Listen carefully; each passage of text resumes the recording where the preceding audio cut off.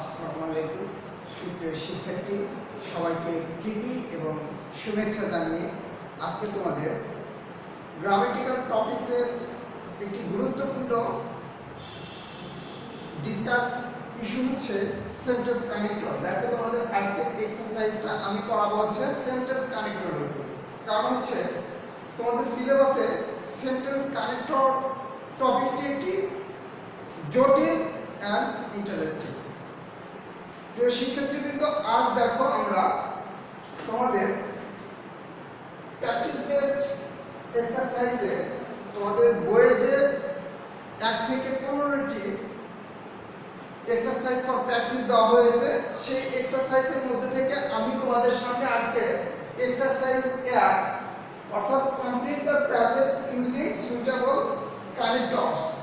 Suitable অর্থাৎ এখানে হচ্ছে কানেক্টরস হচ্ছে সংযোগ স্থাপনকারী শব্দ। অর্থাৎ এখানে বলা হচ্ছে যে complete the phrases using suitable connector, উপযুক্ত সুইটেবল কানেক্টর ব্যবহার করে নিম্নোক্ত প্যাসেজটি সম্পূর্ণ করো। তো আমি প্রথমে তোমাদেরকে অ্যানসার ফর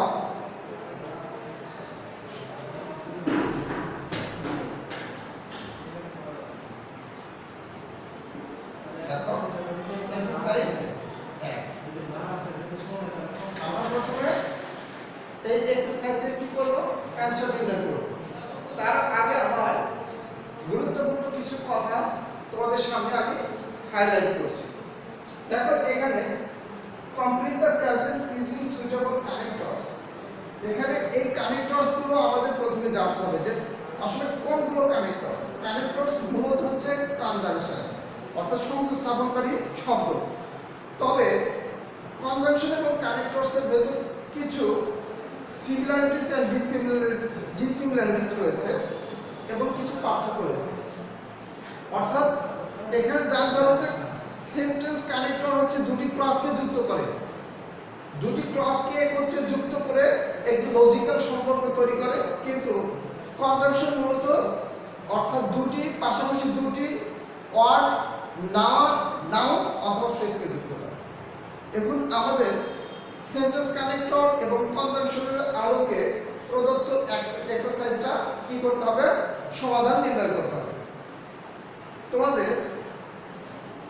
অর্থাৎ বোর্ড কোশ্চেনে দেখো এখানে তোমাদের প্যাসেজে 10 নাম্বার প্রশ্নে এই টপিকসটা তোমাদের পাবলিক পরীক্ষার জন্য খুবই গুরুত্বপূর্ণ। সেখানে দেখো 1 গুণ হচ্ছে 5 অর্থাৎ তোমাদের 5 মার্কের সেন্টেন্স কানেক্টর নির্ণয় করতে হবে। তোমাদের যে প্যাসেজটা দেওয়া আছে এখানে, এই প্যাসেজটা প্রথমে কি করতে হবে, অর্থাৎ শুরু থেকে শেষ পর্যন্ত পড়তে হবে, পড়ে বুঝতে হবে এবং use of important sentence connector এর ব্যবহারের উপর ভিত্তি করে প্যাসেজটা সম্পূর্ণ করতে হবে। এখন আমরা প্রাথমিক আলোচনার অংশ হিসাবে আমরা প্রদত্ত প্যাসেজটা প্রথমে পড়ে নেব এবং ইম্পর্টেন্ট সেন্টেন্স কানেক্টর রয়েছে সেই কানেক্টরসগুলো ব্যবহারের আলোকে প্যাসেজটা সমাধানের চেষ্টা করছি। শিক্ষার্থীবৃন্দ দেখো এখন আমি প্রথমে 1 নম্বরে যাচ্ছি। দেখো ট্রিজ আর ভেরি ইম্পর্টেন্ট। এখানে 1 নম্বরে দেখো কি দেওয়া আছে, গ্যাপ দেওয়া আছে। Trees are very important dash they produce oxygen. 2 নম্বরে কি দেওয়া আছে, গ্যাপ দেওয়া আছে, is must for man and all human beings. আমরা প্রথমে এর অ্যানসারটা করব, তারপর বি অ্যানসারটা করব। ট্রিজ আর ভেরি ইম্পর্টেন্ট, গাছপালা আমাদের জন্য গুরুত্বপূর্ণ। ড্যাশ দে প্রোডিউস অক্সিজেন, কারণ তারা হচ্ছে অক্সিজেন কি করে, তৈরি করে বা উৎপাদন করে। এই ক্ষেত্রে দেখো ট্রিজ আর ভেরি ইম্পর্টেন্ট, এখানে হচ্ছে একটি প্রিন্সিপাল ক্লজ, দে প্রোডিউস অক্সিজেন, এটাও প্রিন্সিপাল ক্লজ। এখানে আমাদের সুইটেবল কানেক্টরস নির্ণয় করতে হবে। কি নির্ণয় করতে হবে, সুইটেবল কানেক্টরস। তাহলে কানেক্টরস মূলত হচ্ছে জয়েনিং সেন্টেন্স, লিঙ্কার অথবা জয়েনিং অর্স কিংবা কনজাংশন। এখানে আমাদের কানেক্টরস হিসেবে সাধারণত তিন ধরনের কনজাংশন কাজ করে। একটা হচ্ছে সাবঅর্ডিনেট কনজাংশন, আর একটা হচ্ছে কোঅর্ডিনেট কনজাংশন, আর একটা হচ্ছে কোরিলেটিভ কনজাংশন। এখন আমাদের এই তিন প্রকার কনজাংশন এবং সেন্টেন্স কানেক্টরের ব্যবহার এর আলোকে প্রদত্ত এ নাম্বার শূন্যস্থানটা পূরণ করতে হবে। তাহলে আমরা দেখো এখানে কি বসাতে পারি, trees are very important dash they produce oxygen।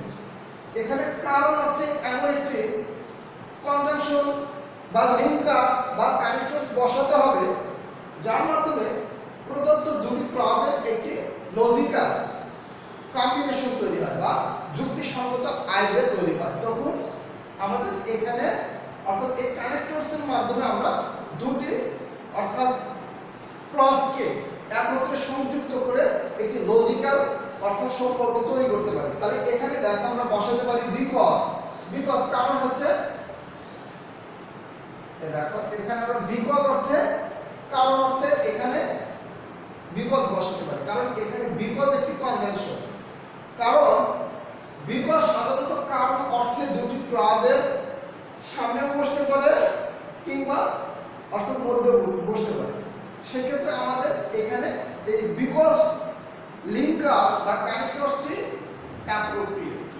এক্ষেত্রে আমরা এখানে বিকজ ছাড়াও বসাতে পারি, দেখো বিকজ ছাড়াও আমরা এখানে বসাতে পারি অ্যাজ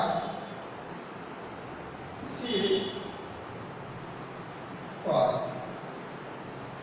তাহলে দেখো আমরা শুধু যে বিকজ বসাবো তেমন না, আমরা এখানে অ্যাজও বসাতে পারি, সিন্সও বসাতে পারি এবং ফরও বসাতে পারি। কারণ হচ্ছে বিকজ, অ্যাজ, সিন্স, ফর এখানে কারণ অর্থে দুটি ক্লজকে একত্রে সংযুক্ত করতে ব্যবহৃত হয়। নেক্সট দেখো বি নাম্বার আছে dash is must for man and all human beings. Oxygen হচ্ছে আমাদের মানব জীবন এবং জীবজন্তু এবং জীবসত্তার জন্য কি একটি গুরুত্বপূর্ণ উপাদান।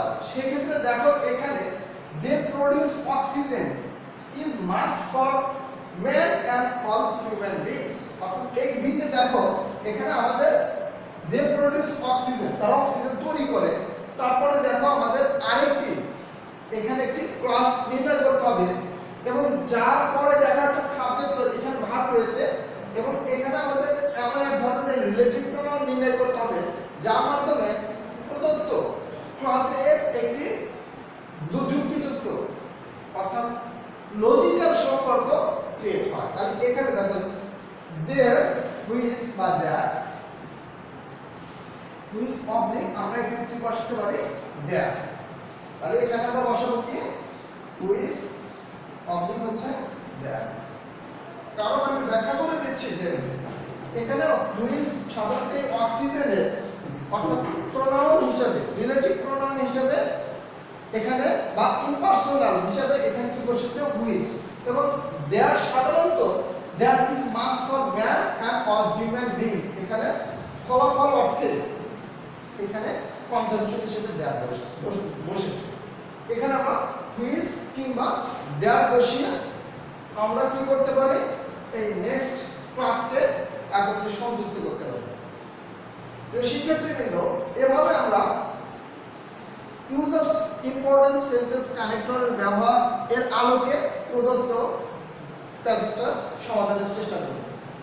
নেক্সট দেখো উই মাস্ট রিয়ালাইজ আমরা উপলব্ধি করি সি নাম্বার দেওয়া আছে they help us in many wedge.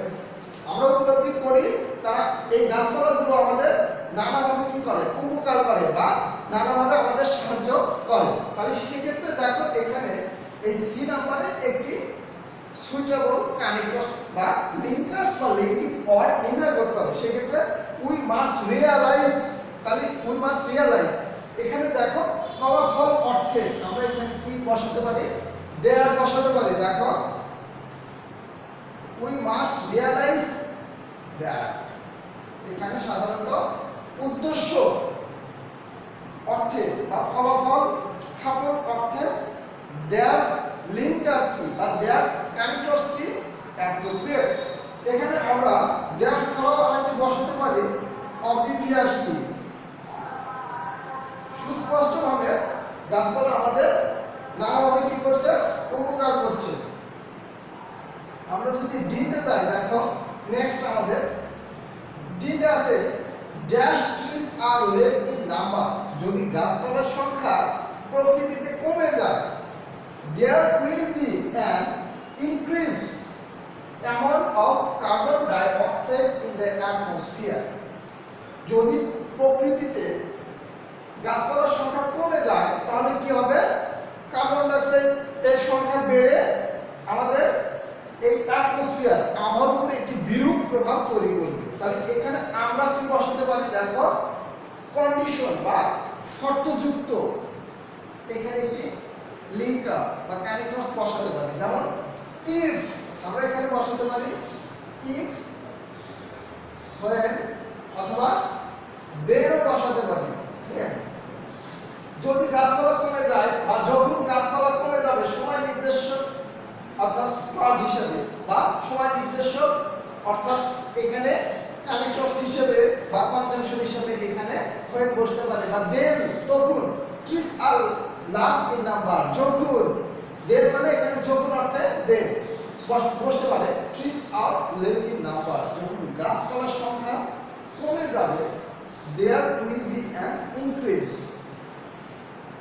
amount of carbon dioxide in the atmosphere. তখন হচ্ছে প্রকৃতিতে কার্বন ডাইঅক্সাইডের সংখ্যা কি হবে? বৃদ্ধি পাবে।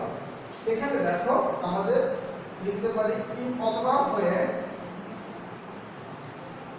আমরা এখানে বসাতে পারি।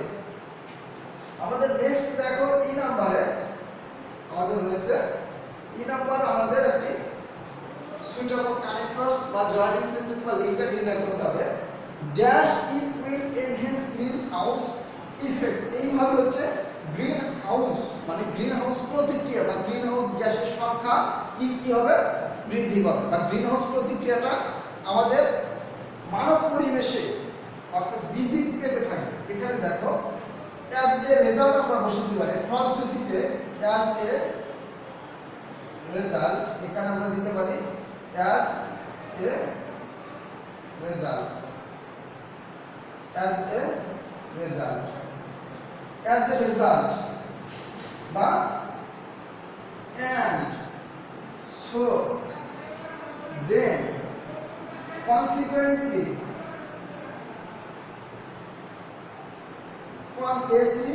দেখো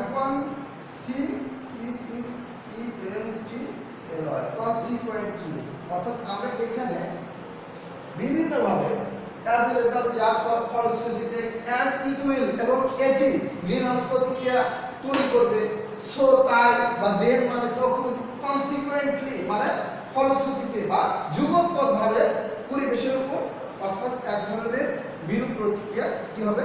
সৃষ্টি হবে। ডিয়ার লার্নার্স, তোমরা এভাবে তোমরা যে ইম্পর্টেন্ট সেন্টেন্স কানেক্টর গুলো অধ্যয়ন করেছো, সেই ইম্পর্টেন্ট সেন্টেন্স কানেক্টরের আলোকে তোমরা প্রদত্ত প্যাসেজটা তোমরা সমাধান করতে পারো। আমি যেভাবে তোমাদেরকে আজকে ক্লাসে তোমাদের গুরুত্বপূর্ণ এই প্যাসেজটি তোমাদের সামনে উপস্থাপন করলাম, এর সেরকম ভাবে আমার রুলসগুলো অনুসরণ করে তোমরা তোমাদের বইয়ের 1 থেকে 15 পর্যন্ত প্র্যাকটিস এক্সারসাইজগুলো বাসায় সমাধান করতে পারো। এভাবে তোমরা পরীক্ষার জন্য উপযুক্তভাবে নিজেদের গড়ে তুলতে পারবে বলে আমি আশাবাদ ব্যক্ত করছি। তো এই ধারাবাহিকতায় আমি নেক্সট ক্লাসে তোমাদের সেন্টেন্স কানেক্টরের উপর সেকেন্ড এক্সারসাইজ নিয়ে আবারও তোমাদের সামনে হাজির হব। সে পর্যন্ত তোমরা ভালো থাকো। তোমাদেরকে দীর্ঘায়ু এবং সুস্বাস্থ্য কামনা করে আজকের ক্লাস এখানেই বিদায়। ধন্যবাদ সবাইকে। আসসালামু আলাইকুম।